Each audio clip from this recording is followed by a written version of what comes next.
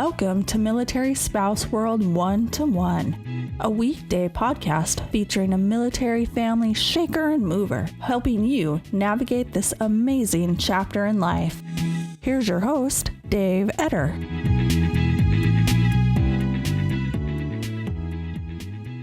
In today's episode of Spouse World 1-to-1, we meet Robin Pruitt, a Kentucky National Guard spouse who is a Family Readiness Group Leader and does it with a twist.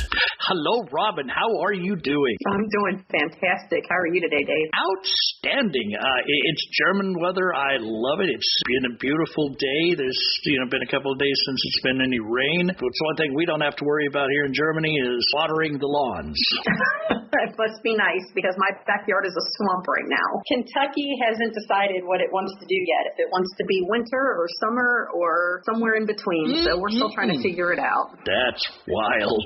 Do you like it there in Kentucky? We are so blessed because we are only about 30 minutes away from home, and the Army just doesn't do that. My family is up in southern Ohio, and we're in northern Kentucky. We're only about a half hour away. We absolutely love this area. So I couldn't believe it when they said this is where we were going to get stationed next. We are loving being close to family, knowing a little bit about the area already from being so close. So yeah, we're real happy here. So what part of Kentucky are you at? We live just outside of Florence, Kentucky. If you've ever driven 75, you have seen a big water tower that says Florence, y'all, and that is where we live. So I'm trying to picture it. Yeah.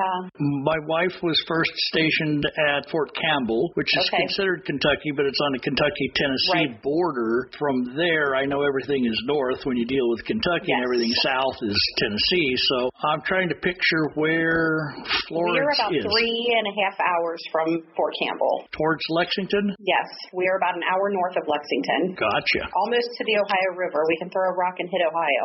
Yeah, we're pretty close. Now I know exactly where you're at. Good area there.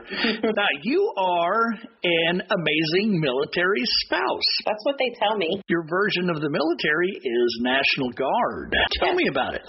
So my husband went active duty when he first got out of high school in 1999. When we met in 2006, he was transitioning out of the Army into National Guard. He was a deputy for the Sheriff's Department. I was a inner city police officer. So we tell people that don't know us that we met in jail, and we just leave it at that. That's funny. It's kind of a true story, but it's fun.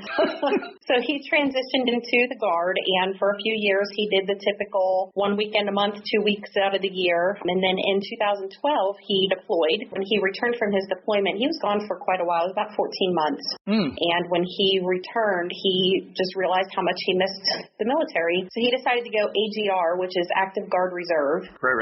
And we moved from Ohio down to Fort Rucker, Alabama. Down there, he was still considered Ohio National Guard, but he did a lot of the same jobs as normal Army would. And his job down there was taking care of any National Guard soldiers that were down there for flight school. They had a liaison to go to. Kind of like a rear detachment, only not. Yes, a lot like that, actually. And with Title 10, we PCS just like normal Army or normal military, but we have the privilege, like I said, now to be close to home, which, we're still kind of blown away a year later that happened. But we went from Alabama to Fort Leonard Wood, Missouri, did kind of the same thing there where he took care of the National Guard soldiers who were there for basic training. If they had any kind of problem with pay or injury or anything, that was the person they went to. And then he went from there to recruiting. That's what got us in Northern Kentucky. So he's a recruiter now for the National Guard. Very successful. He's number one in the state. He's on track for Rookie of the Year. He's just doing amazing. I'm real proud of him. So how did you fit in on all of this? Because to be an amazing military spouse, you obviously contributed something. That's what they tell me, I guess. I don't know. I am the FRG leader for the RSP, which is the Recruit Sustainment Program. Family Readiness Group Leader. Family Readiness Group Leader. I did quite a bit in Alabama and Missouri. I did quite a bit of volunteering. I was involved in the PWOC, Protestant Women of the Chapel. I was involved in that in both states. My final year in Missouri, I served on the board there and just really enjoyed the time that I did that. And I'm just one that my heart goes out and I like to help where I can.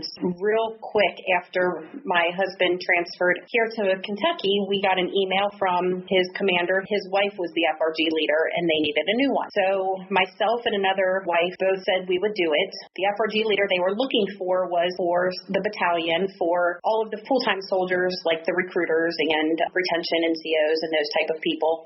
At that point, there was no FRG for the RSP. Mrs. Newman became the FRG leader for the battalion, so she takes care of all of the recruiters and all of the full-time battalion staff. They asked me if I would be interested in taking on the RSP and basically starting an FRG.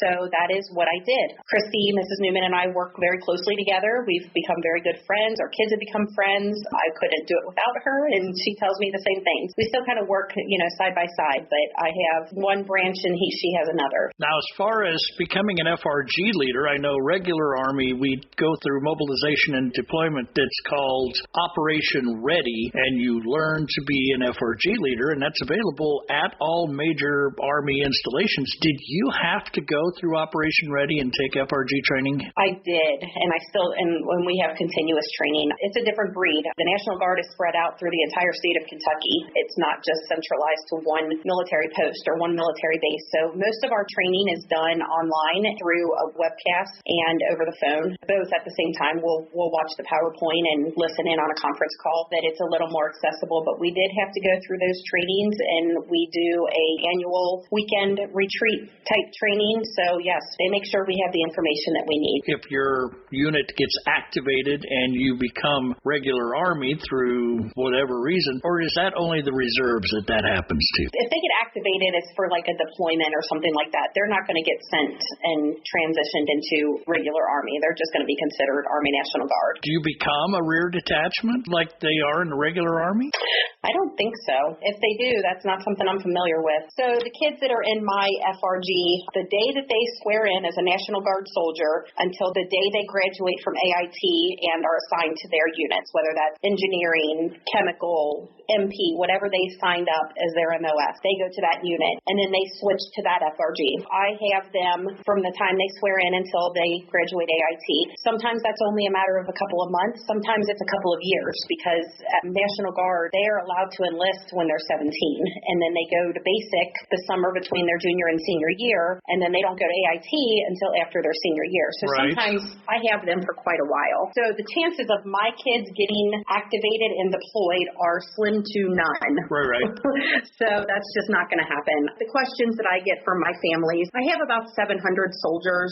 All of them are obviously brand new to the military. Their families have no idea what to expect. Yes. In most cases, they're babies. Most of them still live at home with their parents. It's a lot different than being on a base or a post with a family who is already partly accustomed to the military. I get some questions that seem very basic, but they're very important. What can I send my son while he's in basic training? Am I allowed to send him a care package? Things like that. That's just something a brand new military family does not know, and there needs to be somebody who can answer those questions and help them out with that. And even the families that have been in for a little while, they too come up with the same kind of questions when they've got somebody deployed. I mean, it's like, what can I put into a care package? How often can I send a care package? That's exactly right. Why isn't my soldier getting a hold of me when we now have Skype and we now have Facebook and we have all of this? How come they're not doing that? I see that all the time, and I've been FRG leader of 2 different line units. You gave me a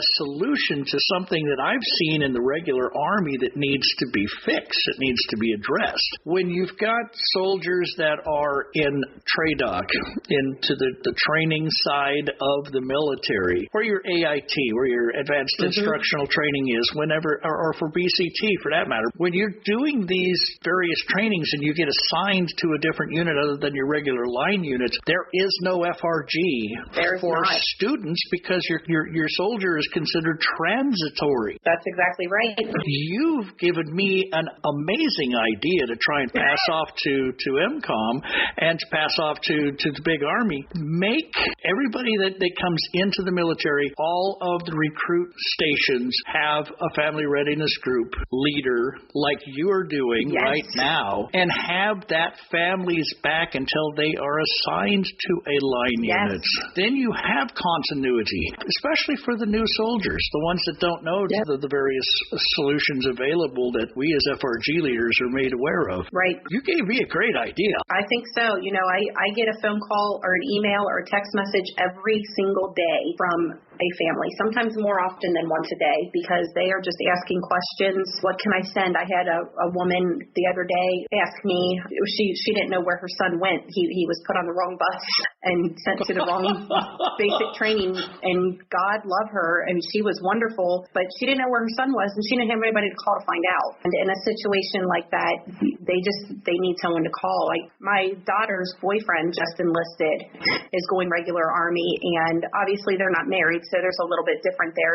She's not a spouse, but she said, if I need to know something, I ask you, Mom, because there's nobody here to ask. And that's basically how it is. He went to, one of the recruiters on the strip in town, and they just don't have anywhere to go. You were honored with being the Kentucky National Guard's Spouse of the Year for the 2017 Armed Forces Insurance MSOI Awards. Is that correct? Yes, that is correct. I was. Out of all of the National Guard spouses that were nominated, you were one of the top 3 for the Guard. I was, yes. You almost made it to being the representative of the Guard. Almost. Who did you go up against? Do you remember? Rhiannon Knudsen ended up being the National Guard Spouse of the Year, and she is phenomenal. I cannot wait to see the amazing things she does for the Guard. And the other one, Erica Glass, I think, was her name, and she was in Alaska, if I remember correctly. Rhiannon is in Minnesota. Phenomenal ladies. I'm sure it was a tough decision for the judges. You were in amongst giants, and you are a giant. Thank you. I want to congratulate you on being selected for the top 3 of the National Guard. Keep up the good hard work, because you're incredible. Are you ready for more emails to come your way? Oh, yeah, absolutely. I have such a passion. If somebody from a different Guard unit that is not having their FRG working correctly, can they contact you for perhaps ideas? So what's the best way to get a hold of you? My email address is KYNG. K is in King, Y is in Young, N is in Nancy, G is in George, dot, R is in Robert, S is in Sam, P is in Paul, dot, F is in Frank, R is in Robert, G is in George, at gmail.com. So that basically is Kentucky National Guard, RSP, FRG at Gmail is what it ends up being. Nice. That's easy to remember. How about Facebook or Twitter or anything else? Absolutely. I am on Facebook. I have a page for my National Guard Spouse of the Year page, and I also have my regular profile page. So if you search for Robin Kramer, Kraemer, Pruitt, Pruitt, I'm the only one that'll pop up. And then you can also search for Robin Pruitt 2017 Kentucky National Guard SOY for Spouse of the Year. So those are the 2 places you can find me. And I am more than happy to, because I think this is such an important thing that these families have somewhere to go. That's right. There's nothing harder on a soldier, sailor, Marine, or airman than to have a family that distracts them from their mission because the family's not finding out anything, is not getting any support. And support's available because they've gotten away from all of that. If you were supposed to have family, we would have issued you one. Right. They did that when I was in, but not anymore. No, they don't. In fact, when they do our family readiness briefs, that's one of the things we make sure that these families know your soldier is already steps ahead of others because you're here and you're supporting them and you want this information. So these readiness briefs that we do are phenomenal. These parents and families are just so appreciative. I mean, they just are so appreciative. Yep. Robin, thank you for coming on with Spouse World 1-to-1 and having a little chat with me. I really appreciate it. I'm glad you reached out. Absolutely. Thank you very much. You bet. Take care. We'll talk to you later. Have a good day. You too. Bye-bye. Military Spouse World 1-to-1 is a BDE Productions podcast. The views and opinions of the host or any of the guests are not that of BDE Productions or sponsors. Be sure to like this episode and subscribe to Spouse World 1-to-1.